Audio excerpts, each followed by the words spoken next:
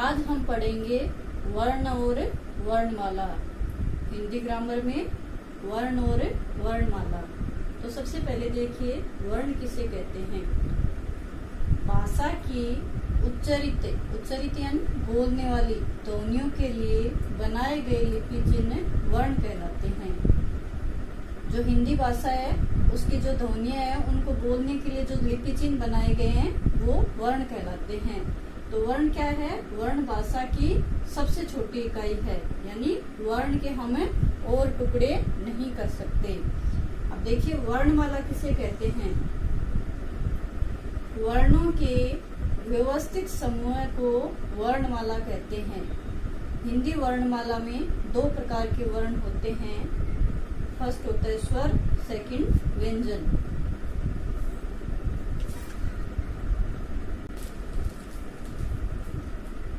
तो ध्वनि का जो हम बोलते हैं, ध्वनि का लिखित रूप वर्ण कहलाता है और उसका उच्चारित रूप अक्षर कहलाता है। और वर्णों के व्यवस्थित एवं क्रमबद्ध समूह को वर्णमाला कहते हैं। जिस वर्ण के कभी खंड नहीं होते, यानी जिस वर्ण के कभी टुकड़े नहीं होते, उन्हें अक्षर कहते हैं। भाषा की सबसे छोटी इकाई ध्वनि है, जबकि लिखित रूप में भाषा की सबसे छोटी इकाई वर्ण है एवं भाषा की सबसे छोटी सार्थक इकाई शब्द होता है। वर्णमाला पूर्व निश्चित क्रम में व्यवस्थित लिखित संपूर्ण ध्वनि चिन्हों को वर्णमाला कहते हैं।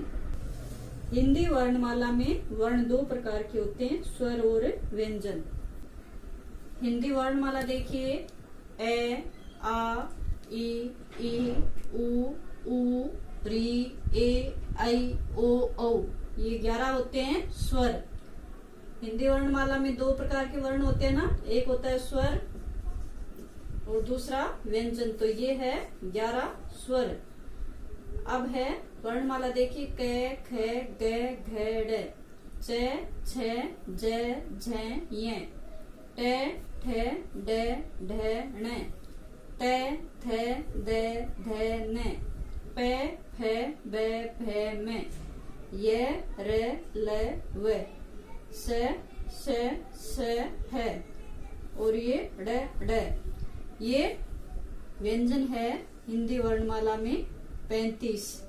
टोटल व्यंजन ये है 35। अब 4 होते हैं संयुक्त व्यंजन।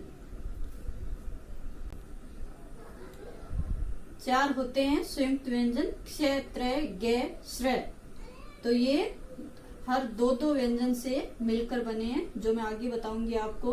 तो हिंदी वर्णमाला में देखिए स्वर और व्यंजन कितने होते हैं। 11 स्वर होते हैं, 35 व्यंजन होते हैं और 4 संयुक्त व्यंजन होते हैं। तो अब पढ़ेंगे कि व्यंजन और स्वर दोनों क्या होते हैं। तो सबसे पहले देखिए कि व्यंजन किसे कहते हैं।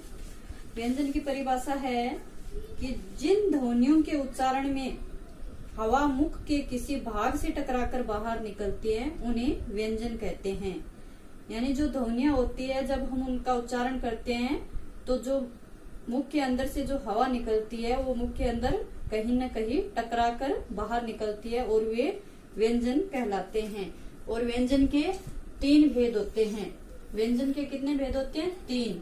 फर्स्ट होता है स्पर्श व्यंजन,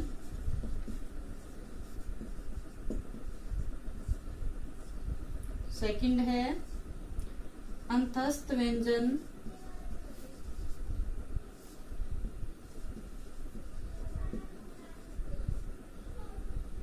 थर्ड है ऊष्म व्यंजन।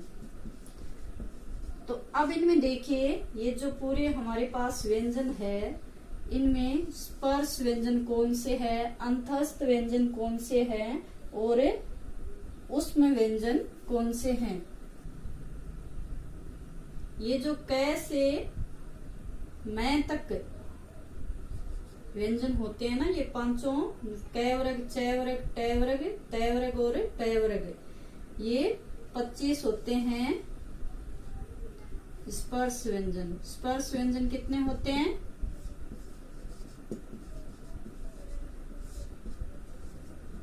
25। अब व्यंजन का दूसरा प्रकार था अंतस्थ व्यंजन। तो जो ये रे ल व ये जो चार होते हैं ये होते हैं अंतस्थ व्यंजन। अंतस्थ व्यंजन कितने होते हैं? 4, ये रे ल व। अब है से है, ये 4 होते हैं ऊष्म व्यंजन।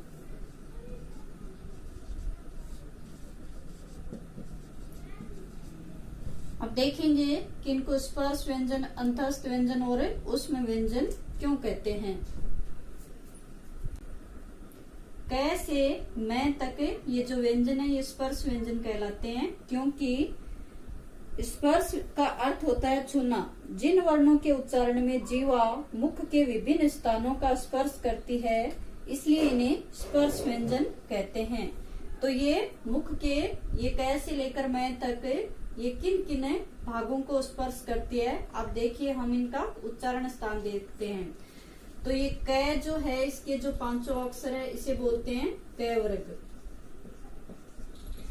क वर्ग का जब हम उच्चारण करते हैं क, ख, ग, घ, ड़, तो ये जीवा हमारे कंठ या ध्वनि हमारे कंठ से निकलती है। तो इसका उच्चारण स्थान हो गया, ये देखिए इनका उच्चारण स्थान।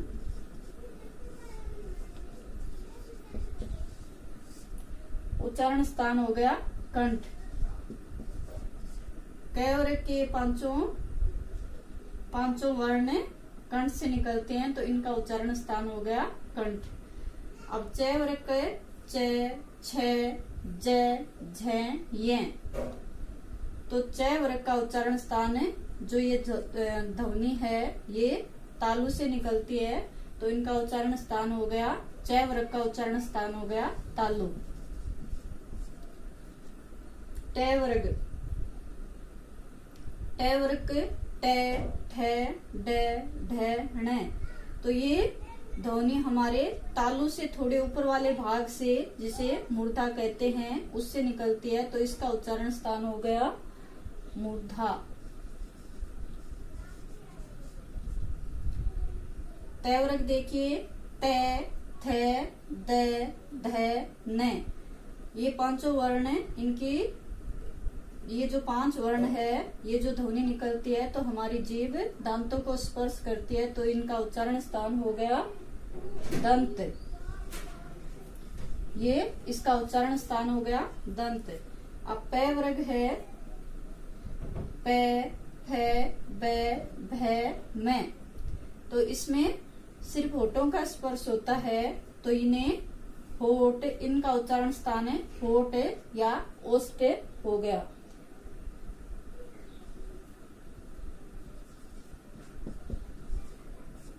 तो ये जो हमारे स्पर्श व्यंजन है क से लेकर मैं तक इनके उच्चारण स्थान देखिए। क वर्ग का उच्चारण स्थान हो गया कंठ, च वर्ग का उच्चारण स्थान हो गया तालु, ट वर्ग का उच्चारण स्थान हो गया मूर्धा, त वर्ग का उच्चारण स्थान हो गया दंते, प वर्ग का उच्चारण स्थान हो गया होठ। अब देखिए ये है अंतस्थ व्यंजन। तो इन्हें अंतस्थ व्यंजन क्यों कहते हैं? क्योंकि जिन व्यंजनों के उच्चारण में वायु न तो मुख में कहीं स्पर्श करती है और न ही रगड़ खाकर निकलती हैं, अतः इन्हें अंतस्थ व्यंजन कहते हैं। ये 4 होते हैं य, र, ल, व। अब देखिए ऊष्म व्यंजन स है। तो जिन व्यंजनों के उच्चारण में वायु कंठ से निकलकर किसी विशेष स्थान पर रगड़ खाकर बाहर निकलती है, यानी जब हम इनको उच्चारण करते हैं तो हवा रगड़ खाकर बाहर निकलती है और उससे गर्मी सी महसूस होती है तो उन्हें ऊष्म व्यंजन कहते हैं। जैसे ये संख्या में 4 है स है। अब ये हिंदी के विशेष व्यंजन है 2, जो ड हिंदी के विशेष व्यंजन है। इनके उच्चारण में जीभ को ऊपर उठाकर आगे की ओर फेंका यानी उच्चित किया जाता है, इसलिए इन दोनों ध्वनियों को उच्चित व्यंजन कहते हैं। ये दोनों ध्वनियां उच्चित व्यंजन कहलाती है। क्या कहलाती है?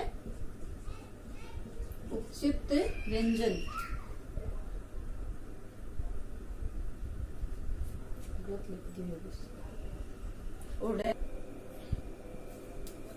अब देखिए, ये जो ड और ड है ये उच्चित व्यंजन कहलाते हैं, क्योंकि ये हिंदी के विशेष व्यंजन होते हैं और इनके उच्चारण में जीभ को ऊपर उठाकर आगे की ओर फेंका जाता है, इसलिए इन्हें उच्चित ध्वनियां कहा जाता है। और इसका देखिए ड और ड का कभी भी वाक्य के शुरू में प्रयोग नहीं होता है। अब इनका देख लिया उच्चारण स्थान है कि क वर्ग का कंठ होता है, च वर्ग का तालु होता है, ट वर्ग का मुर्दा, त वर्ग का दंते और प वर्ग का होठ।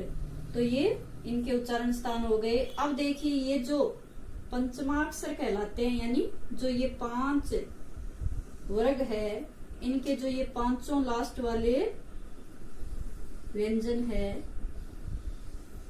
ये क्या कहलाते हैं? पंचमाक्षर। और इनका जो उच्चारण स्थान होता है ना, वो नासिकीय होता है। इन 5 का इनका उच्चारण स्थान है नासिकीय। ये जो 5 ध्वनियां होती है वो नाक से बोली जाती है और इन्हें अनुस्वार भी कहते हैं। तो अगर मेरा वीडियो आपको अच्छा लगा हो तो मेरे चैनल को सब्सक्राइब कीजिए और वीडियो को लाइक कीजिए। धन्यवाद।